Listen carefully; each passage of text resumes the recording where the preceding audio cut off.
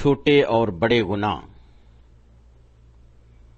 اللہ تعالی کا فرمان ہے سورہ النساء نمبر 31،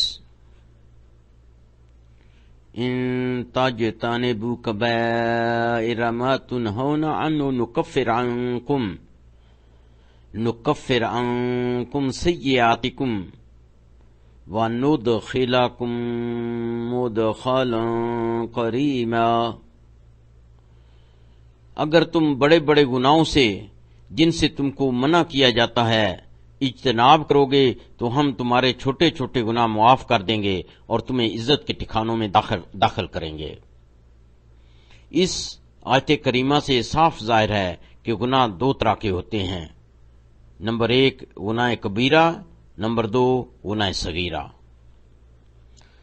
اللہ تعالیٰ کا وعدہ بھی قابل ستائش ہے، یہ کہ اگر تم بڑے گناہوں سے بچے رہو گے تو ہم تمہارے چھوٹے گناہوں کو معاف فرما دیں گے۔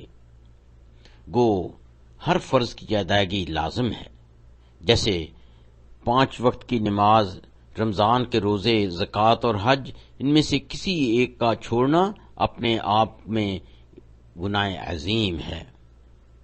پس اگر کوئی بندہ فرض پوری طرح ادا کرتا ہے اور پھر گناہ کبیرہ سے بھی بچا رہتا ہے تو اللہ تعالیٰ اس کے گناہ صغیرہ یعنی چھوٹے گناہ معاف فرما دیں گے۔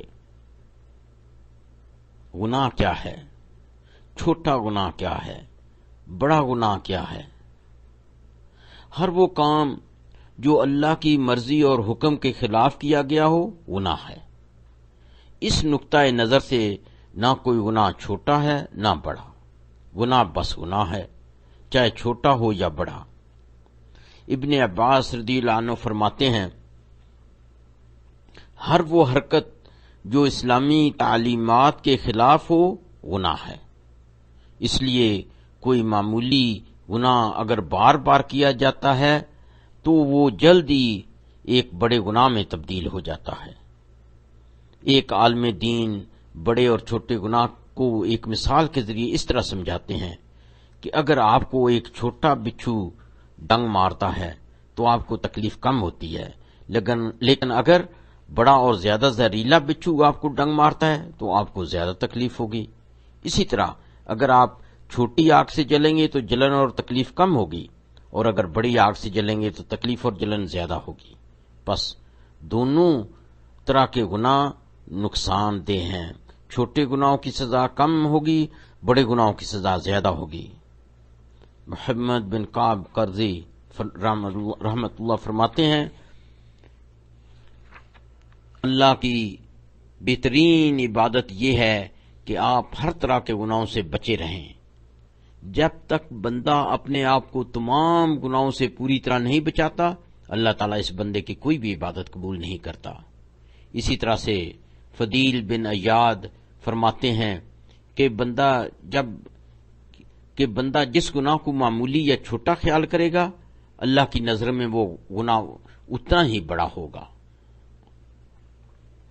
رسول اکرم صلی اللہ علیہ وسلم کا ارشاد ہے، جب کوئی مسلمان گناہ کرتا ہے تو اس کے دل پر ایک داغ لگ جاتا ہے، جب وہ اس گناہ سے توبہ کر لیتا ہے تو وہ داغ مٹ جاتا ہے، اور اگر وہ اس گناہ سے توبہ نہیں کرتا تو یہ داغ بڑھتے بڑھتے اس کے پورے دل کو سیاہ کر دیتا ہے۔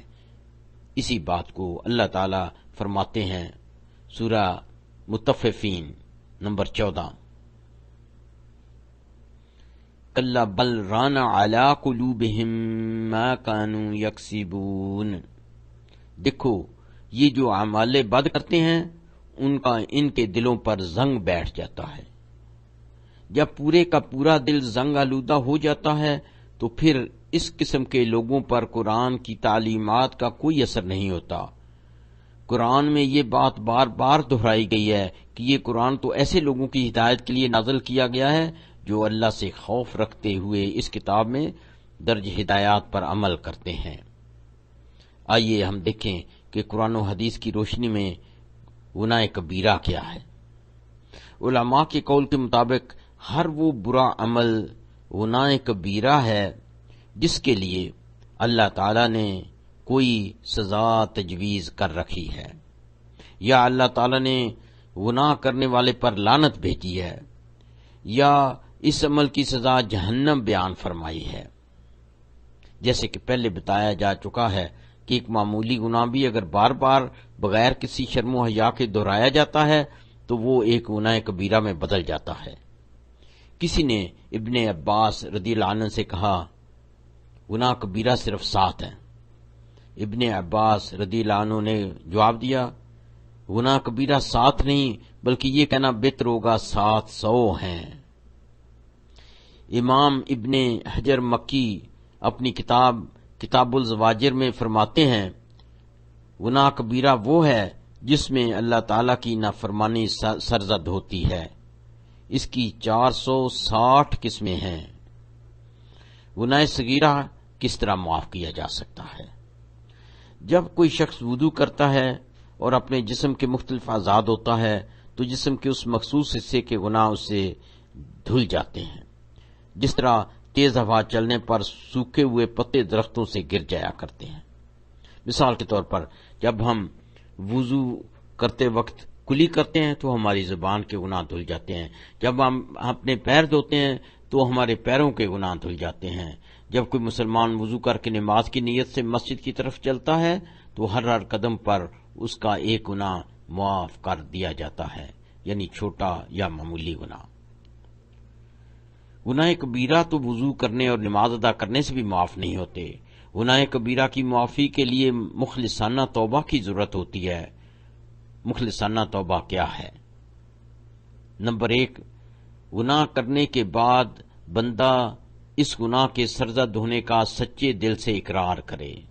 نمبر 2، اس گناہ کو دوبارہ نہ کرنے کا پورا وعدہ کرے۔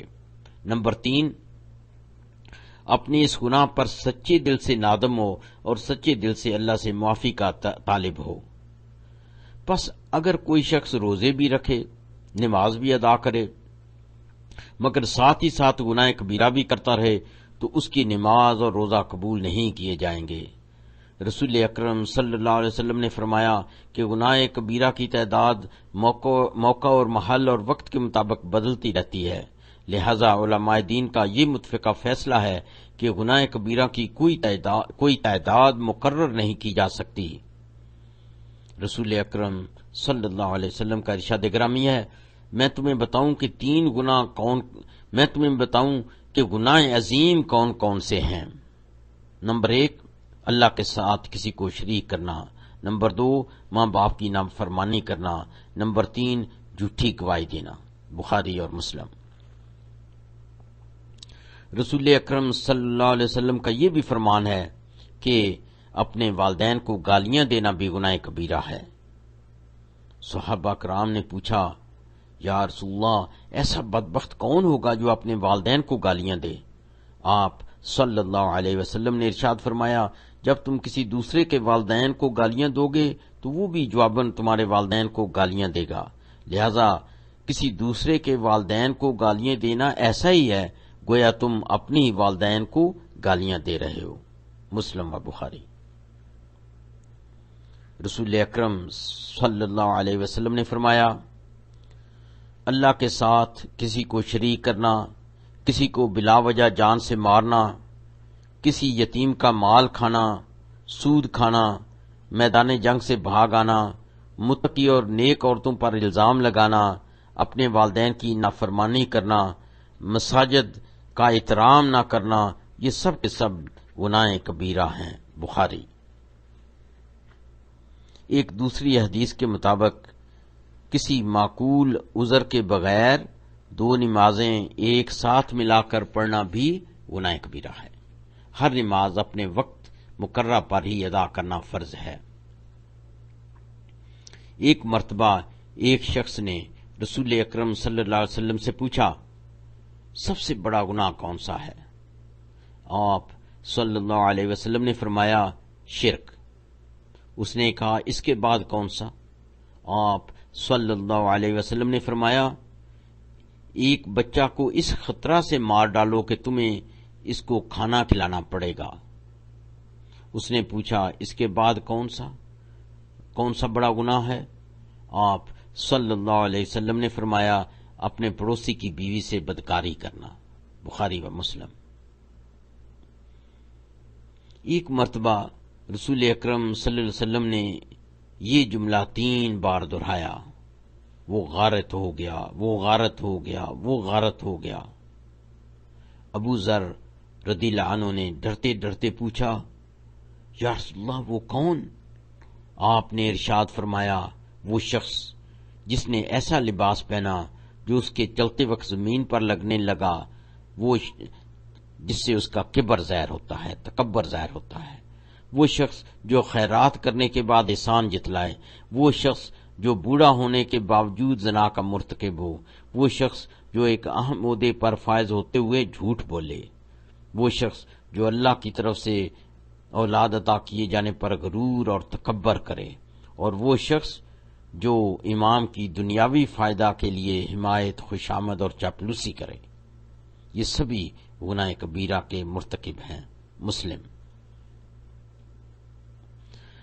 رسول اکرم صلی اللہ علیہ وسلم کا ارشاد گرامی یہ بھی ہے کہ وہ جنت میں نہیں جائے گا جو شراب پیتا ہو، جو اپنے والدین کی نافرمانی کرتا ہو، جو بلا کسی معقول وجہ کے اپنے رشتہ داروں سے دور رہے، جو احسان کر کے جتلائے، جو شیطانی طریقوں سے پیشین گوئی کرتا ہو، اور وہ جو اپنے اہل و عیال کو غلط راستے پر چلنے سے باز نہیں رکھے گا۔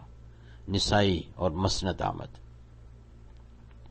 رسول اکرم صلی اللہ علیہ وسلم نے یہ بھی فرمایا، غیبت کرنے والا جنت میں نہیں جائے گا، بخاری و مسلم۔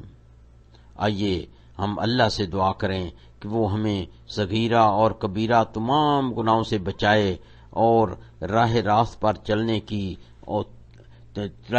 چلنے کی توفیق عطا فرمائیں۔